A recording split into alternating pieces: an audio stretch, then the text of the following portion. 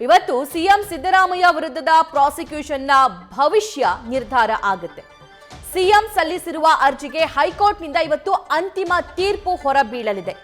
ಸುದೀರ್ಘವಾಗಿರುವಂತಹ ವಿಚಾರಣೆ ಆದ ನಂತರ ಇವತ್ತು ತೀರ್ಪೇನಾಗುತ್ತೆ ಅನ್ನುವಂತಹ ಕೌತುಕ ಇಡೀ ರಾಜ್ಯ ರಾಜಕೀಯದಲ್ಲಿ ಮನೆ ಮಾಡಿದೆ.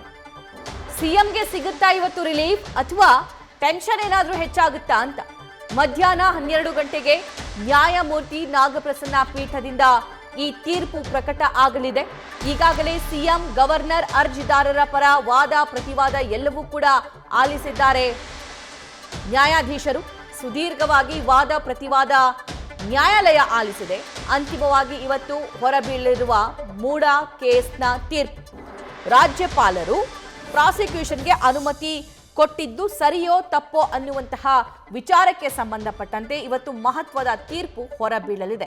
ರಾಜಕೀಯವಾಗಿ ಸಾಕಷ್ಟು ಆಯಾಮಗಳನ್ನ ಈ ಪ್ರಕರಣ ಪಡ್ಕೊಂಡಿರೋದನ್ನ ಗಮನಿಸಿದ್ವಿ ನಾವು. ಟಿಜೆ ಅಬ್ರಹಾಂ ಅವರು ಹೋಗಿ ಮೊದಲಿಗೆ ರಾಜ್ಯಪಾಲರ ಹತ್ರ ದೂರನ್ನ ಕೊಡ್ತಾರೆ. ಅದಾದ ನಂತರ ಸ್ನೇಹಮಹಿ ಕೃಷ್ಣ, ಅದಾದ ನಂತರ ಮತ್ತೊಬ್ಬ ಸಾಮಾಜಿಕ ಕಾರ್ಯಕರ್ತ ದೂರನ್ನ ಕೊಡ್ತಾರೆ. ಸೊ ಈ ದೂರನ್ನ, ಈ ಪ್ರಾಸಿಕ್ಯೂಷನ್ಗೆ ರಾಜ್ಯಪಾಲರು ಅನುಮತಿಯನ್ನ ಕೊಡ್ತಾರೆ. ಸೊ ಆ ಅನುಮತಿಯನ್ನ ವಿರೋಧಿಸಿ, ಆ ಅನುಮತಿಯನ್ನ ಪ್ರಶ್ನೆ ಮಾಡಿ ಹೈಕೋರ್ಟ್ ಮೆಟ್ಟಿಲೇರ್ತಾರೆ ಸಿಎಂ ಸಿದ್ದರಾಮಯ್ಯ. ಪ್ರಾಸಿಕ್ಯೂಷನ್ಗೆ ಅನುಮತಿ ಕೊಟ್ಟಿದ್ದನ್ನ ಹಿಂಪಡಿಬೇಕು ಅಂತ ಹೇಳಿ ರಿಟ್ ಅರ್ಜಿಯನ್ನ ಸಲ್ಲಿಸ್ತಾರೆ. ಅದಾದ ನಂತರ ಈ ಸಾಮಾಜಿಕ ಕಾರ್ಯಕರ್ತರು, ದೂರುದಾರರು ಯಾರೆಲ್ಲ ಇದ್ದಾರೆ ಅವರ ಪರವಾಗಿಯೂ ಕೂಡ ವಾದ ಮಂಡನೆಯಾಗಿದೆ.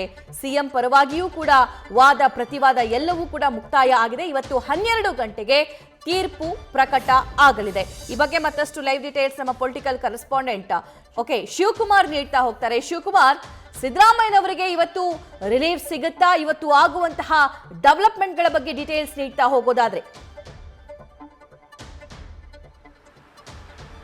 ಸಭಾ ಮೂಡ ಅಕ್ರಮ ವಿಚಾರಕ್ಕೆ ಸಂಬಂಧಪಟ್ಟಂತ ಇವತ್ತು ಸಿಎಂ ಸಿದ್ದರಾಮಯ್ಯ ಅವರ ಪಾಲಿಗೆ ಮಹತ್ವದ ದಿನ. 2 ಕಡೆ ವಾದ ಪ್ರತಿವಾದ ಆಲಿಸಿರುವಂತಹ ಹೈಕೋರ್ಟ್ ಆದೇಶವನ್ನ ಇವತ್ತು ಮಧ್ಯಾಹ್ನ 12 ಗಂಟೆಗೆ ಕಾಯ್ದಿರಿಸಿರುವಂತದ್ದು. ಮೂಡ ಅಂದ್ರೆ ಮೈಸೂರು ಅರ್ಬನ್ ಡೆವಲಪ್ಮೆಂಟ್ ಅಥಾರಿಟಿಗೆ ಸಂಬಂಧಪಟ್ಟಂತೆ ಅದರಲ್ಲಿ ಅಕ್ರಮವನ್ನು ಎಸಗಿದ್ದಾರೆ ಅಂತೇಳಿ ಸಿದ್ದರಾಮಯ್ಯ ಅವರ ವಿರುದ್ಧವಾಗಿ ಟಿಜೆ ಅಬ್ರಹಾಂ, ಪ್ರದೀಪ್ ಜೊತೆಗೆ ಸ್ನೇಹಮಯಿ ಕೃಷ್ಣ ಎಂಬ 3 ಜನ ರಾಜ್ಯಪಾಲರಿಗೆ ನೇರವಾಗಿ ದೂರನ್ನ ಕೊಟ್ಟಿರ್ತಾರೆ. ಟಿಜೆ ಅಬ್ರಾಮ್ ಅವರ ದೂರನ್ನ ಪರಿಗಣಿಸಿ ರಾಜ್ಯಪಾಲರು 17A ಅಡಿಯಲ್ಲಿ ಸಿಎಂ ಸಿದ್ದರಾಮಯ್ಯ ಅವರ ವಿರುದ್ಧವಾಗಿ ಪ್ರಾಸಿಕ್ಯೂಷನ್ಗೆ ಅನುಮತಿಯನ್ನ ಕೊಟ್ಟಿರುವಂತದ್ದು. ಇದನ್ನ ಪ್ರಶ್ನಿಸಿ ಸಿದ್ದರಾಮಯ್ಯ ಅವರು ಹೈಕೋರ್ಟ್ಗೆ ರಿಟ್ ಅರ್ಜಿಯನ್ನು ಹಾಕಿಸ್ಕೊಂಡಿರ್ತಾರೆ. 2 ಕಡೆ ಸುದೀರ್ಘವಾದಂತಹ ವಾದ ವಿವಾದ ಕೂಡ ನಡೆದಿರುತ್ತೆ.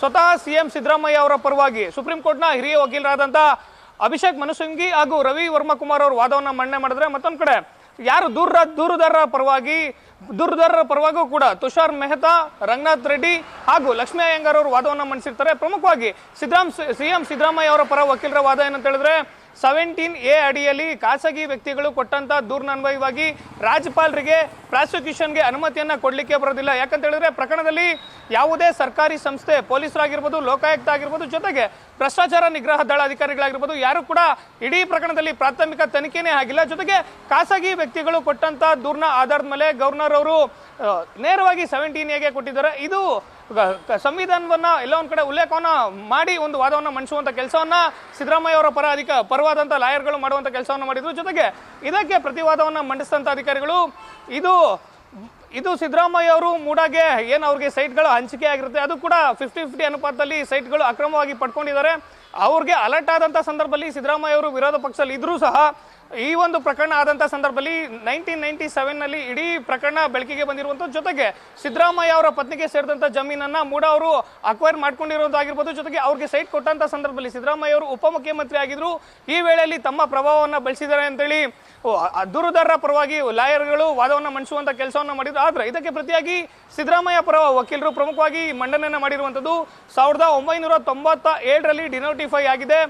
ಕಳೆದ 23-24 ವರ್ಷಗಳಿಂದಲೂ ಕೂಡ ಇವೆಲ್ಲವೂ ಕೂಡ ಪ್ರೊಸೀಜರ್ ಆಗಿರುವಂತದ್ದು. ಆದ್ರೆ ಇಡೀ ಪ್ರಕರಣದಲ್ಲಿ ಸಿದ್ದರಾಮಯ್ಯ ಅವರಿಗೆ ಸಂಬಂಧಪಟ್ಟಂತ ಒಂದು ಶಿಫಾರಸು ಪತ್ರ ಕೂಡ ಇಲ್ಲ. ಜೊತೆಗೆ ಮೂಡ ಅಕ್ರಮ ಅಂತೇಳಿ ಏನು ಅವ್ರ ಮೇಲೆ ಆರೋಪವನ್ನ ಮಾಡ್ತಿದ್ದಾರೆ. ಇಡೀ ಪ್ರಕರಣದಲ್ಲಿ ಎಲ್ಲೂ ಕೂಡ ಸಿದ್ದರಾಮಯ್ಯ ಅವರಿಗೆ ಸಂಬಂಧಪಟ್ಟಂತ ಒಂದು ದಾಖಲೆ ಕೂಡ ಇಲ್ಲ. ಜೊತೆಗೆ ಸಿದ್ದರಾಮಯ್ಯ ಅವರ ಒಂದು ಸಹಿ ಕೂಡ ಇಲ್ಲ ಅಂತೇಳಿ ವಾದವನ್ನ ಮಂಡಿಸುವಂತ ಕೆಲಸವನ್ನ ಮಾಡಿದ್ರು.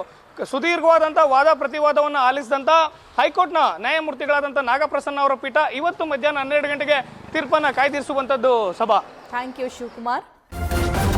ನ್ಯೂಸ್ ಫಸ್ಟ್, ನಿರ್ಭೀತಿಯಿಂದ ನಿಮ್ಮ ಪರವಾಗಿ.